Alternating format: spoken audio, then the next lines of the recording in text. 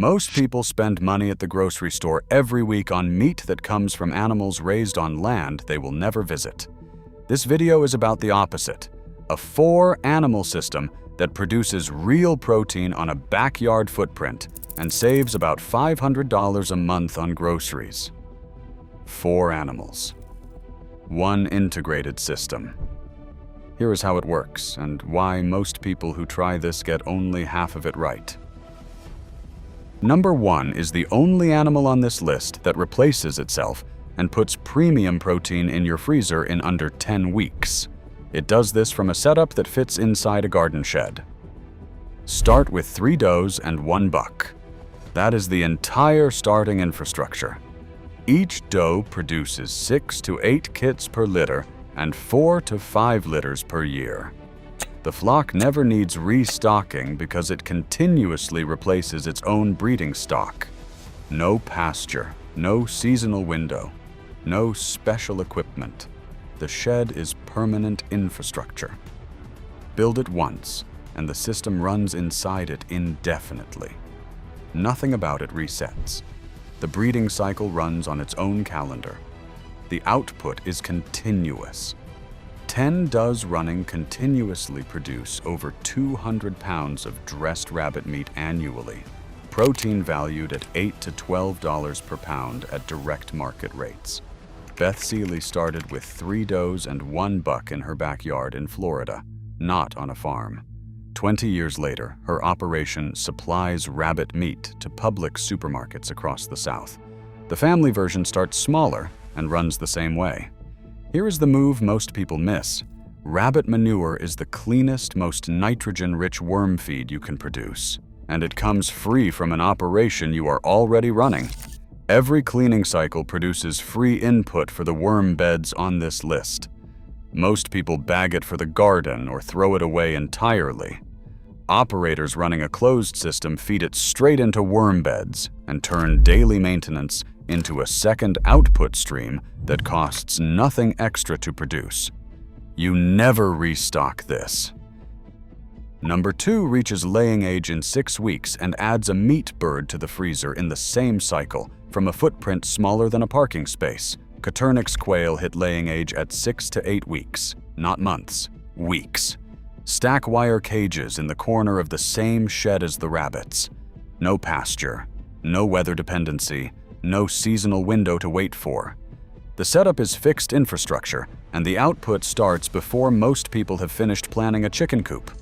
One decision at setup determines whether this stays a seasonal purchase or becomes a permanent system, a $50 to $80 incubator. Without it, you restock every year. With it, the flock replaces itself indefinitely from its own hatching eggs. That is the line between keeping quail and building a quail system. 60 to 80 birds produce 50 to 70 eggs daily. At $5 to $8 per dozen, that is $450 to $960 per month in egg value alone.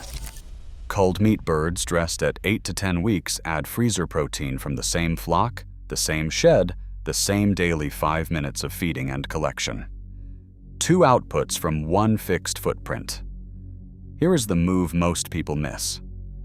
Quail manure is one of the highest nitrogen poultry manures available, and it goes directly into the worm beds in System 4.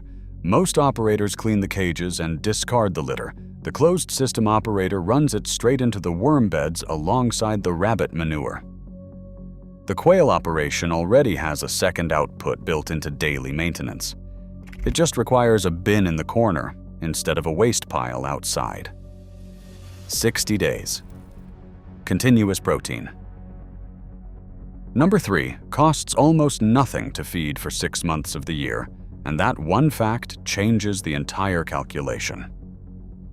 Muscovies forage. Spring through fall, they work the property, cutting feed costs to near zero across the primary production window.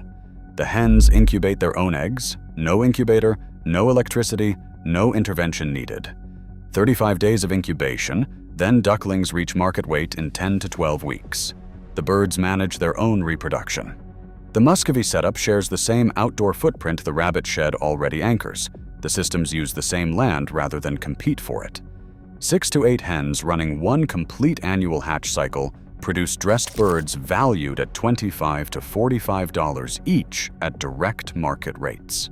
The foraging window cuts the feed bill to near zero for 6 months of the year, which means the cost of running this animal across spring, summer, and fall is almost entirely absorbed by what the property already provides. Here is the move most people miss. Muscovy fat renders into a premium cooking fat worth $8 to $15 per jar at farmers market rates. Most people discard it at processing without a second thought. The family running this as a closed food system saves every jar. It replaces cooking oil, butter, and lard on the grocery bill for months after processing day. The duck does not feed your family once. It feeds your kitchen long after the bird is gone. Every part of this duck pays. Before we continue with the next animal, I want to ask for your help. I am trying to reach 500 subscribers by the end of March, so I would really appreciate it if you would subscribe and help me out. Okay, let's continue. Number 4 is not an animal most people would put on a backyard meat list, and that is exactly why the families running it have a food system the others do not. Red wigglers live in simple bins or wooden beds stacked in a corner of any outbuilding. Setup costs under $200. The rabbit manure goes in, the quail litter goes in, the Muscovy droppings go in. Every input is already being produced by the other 3 animals on this list. The worm farm does not add a chore to this operation. It converts existing waste into a product. The population doubles every 60 to 90 days with no purchased feed as long as the other systems are running. This is not a 4th animal to manage. It is the system that closes every loop the first 3 animals left open. Worm castings applied to a backyard kitchen garden reduce or eliminate the family's produce spend entirely. A 3 to 5 bin operation fed entirely on waste from the rabbits, quail, and Muscovy covers the compost needs of a substantial kitchen garden indefinitely. Live worm sales to neighbors and local gardeners bring in $25 to $35 per pound, an output stream that emerges from a system already running without any additional input.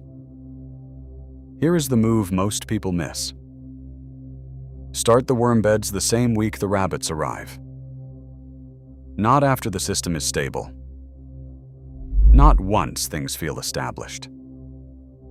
The first week. The feed is free from day 1 and the worm population compounds quietly in the background while everything else is still getting set up. The operators who wait spend the first year watching a system sit idle that could have been producing since setup day. The loop is already closed. The rabbits replace themselves and feed the worms. The quail fill the freezer in 6 weeks and send their litter into the same beds. The Muscovy manages its own breeding cycle, forages its own feed for half the year, and pays the kitchen in fat long after processing day. The worm farm sits underneath all 3, converting what the other animals were already producing into the input that grows the family's vegetables. Every part feeds every other part. The longer it runs, the tighter the loop gets. You do not need all 4 running at once. 1 rabbit doe and 1 worm bin is already a system. Get that stable, get it producing. Then add the next animal when the first one feels like routine rather than work. Within 2 years, what you built in a backyard feels less like farming and more like a quiet machine that keeps stocking your freezer while you are doing something else entirely. Tell me in the comments which of these 4 you are starting first. I will read them all. Make sure to hit that notification bell so you will not miss the next video.